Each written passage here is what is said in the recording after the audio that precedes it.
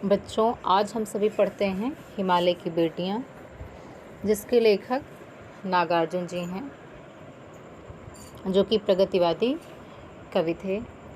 हिमालय की बेटियां का विधा है निबंध।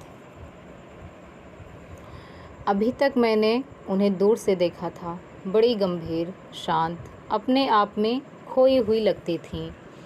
संभ्रांत महिला की भांति वे प्रतीत होती थीं। उनके प्रति मेरे दिल में आदर और श्रद्धा के भाव थे। माँ और दादी, मौसी और मामी की गोद की तरह उनकी धारा में डुबकियाँ लगाया करता। परंतु इस बार जब मैं हिमालय के कंधे पर चढ़ा तो वे कुछ और रूप में सामने थीं। मैं हैरान था कि यही दुबली पतली गंगा, यही यमुना, यही सतलुज समतल मैदानों में उतरकर विशाल कैसे हो जाती हैं। इनका उछलना और कूदना, खिलखिलाकर लगातार हंसते जाना, इनकी यही भावभंगी, इनका यह उल्लास कहाँ गायब हो जाता है मैदान में जाकर। किसी लड़की को जब मैं देखता हूँ, किसी कली पर जब मेरा ध्यान अटक जाता है, तब भी इतना कौतूहल और विस्मय नहीं होता जितना कि इन बेटियों की बाल लीला देखकर। कहाँ ये भागी जा रही हैं? वह कौन लक्ष्य है जिसने इन्हें बेचैन कर रखा है? अपने महान पिता का विराट प्रेम पाकर भी अगर इनका हृदय अतृप्त ही है, तो वह कौन होगा जो इनकी प्यास मिटा सकेगा? बर्फ़ जली नंगी पहाड़ियाँ, छोटे छोटे पौधों से भरी घाटियाँ, बंधुर अधित्यकाएँ, सरसब्ज उपत्यकाएँ, ऐसा है इनका लीला निकेतन। खेलते खेलते जब ये जरा दूर निकल जाती हैं तो देवदार, चीड़, सरो, चिनार, सफ़ेदा, कैल के जंगलों में पहुंचकर शायद इन्हें बीती बातें याद करने का मौका मिल जाता होगा। कौन जाने बुढ़ा हिमालय अपनी इन नटखट बेटियों के लिए कितना सिर धुनता होगा। बड़ी बड़ी चोटियों से जाकर पूछिए तो उत्तर में विराट मौन के सिवाय उनके पास और रखा ही क्या है।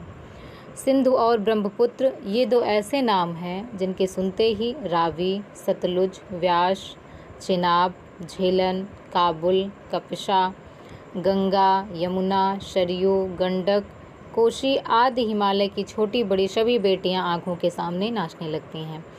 वास्तव में सिंधु और ब्रह्मपुत्र स्वयं कुछ नहीं हैं। दयालु हिमालय के पिघले हुए दिल की एक एक बूंद न जाने कब से इकट्ठा होकर इन दो महानदों के रूप में समुद्र की ओर प्रवाहित होती रही हैं। कितना सौभाग्यशाली है वह समुद्र जिसे पर्वतराज हिमालय की इन दो बेटियों का हाथ पकड़ने का श्रेय मिला। जिन्होंने मैदानों में ही इन नदियों को देखा होगा, उनके ख्याल में शायद ही यह बात आ सके कि बूढ़े हिमालय की गोद में बच्चियां बनकर ये कैसे खेला करती हैं। माँ बाप की गोद में नंग धड़ंग होकर खेलने वाली इन बालिकाओं का रूप पहाड़ी आदमियों के लिए आकर्षक भले न हो, लेकिन मुझे तो ऐसा लुभावना प्रतीत हुआ। वह रूप की हिमालय को ससुर और समुद्र को उसका दामाद कहने में कुछ भी झिझक नहीं होती है। कालिदास के विरही यक्ष ने अपने मेघदूत से कहा था, वेत्रवती नदी को प्रेम का प्रतिदान देते जाना। तुम्हारी वह प्रेयसी तुम्हें पाकर अवश्य ही प्रसन्न होगी। यह बात इन चंचल नदियों को देखकर मुझे अचानक याद आ गई और सोचा कि शायद उस महाकवि को भी नदियों का सचेतन रूपक पसंद था। दरअसल जो भी कोई नदियों को पहाड़ी घाटियों और समतल आंगनों के मैदानों में जुदा जुदा शक्लों में देखेगा, वह इसी नतीजे पर पहुँचेगा। काका कालेलकर ने नदियों को लोक माता कहा है, किंतु माता बनने से पहले यदि हम इन्हें बेटियों के रूप में देख लें तो क्या हर्ज है। और थोड़ा आगे चलिए, इन्हीं में अगर हम प्रेयसी की भावना करें तो कैसे रहेगा। ममता का एक और भी धागा है जिसे हम इनके साथ जोड़ सकते हैं। बहन का स्थान कितने कवियों ने इन नदियों को दिया है। एक दिन मेरी भी ऐसी भावना हुई थी। थोलिंग की बात है, मन उचट गया था, तबीयत ढीली थी। सतलज के किनारे जाकर बैठ गया। दोपहर का समय था। पैर लटका दिए पानी में। थोड़ी ही देर में उस प्रगतिशील जल ने असर डाला। तन और मन ताज़ा हो गया तो लगा मैं गुनगुनाने, जय हो सतलज बहन तुम्हारी, लीला अचरज बहन तुम्हारी। हुआ मुदित मन हटा खुमारी, जाऊँ मैं तुम पर बलिहारी। तुम बेटी यह बाप हिमालय, चिंतित पर चुपचाप हिमालय। प्रकृति नटी के चित्रित पट पर अनुपम अद्भुत छाप हिमालय। जय हो सतलज बहन तुम्हारी।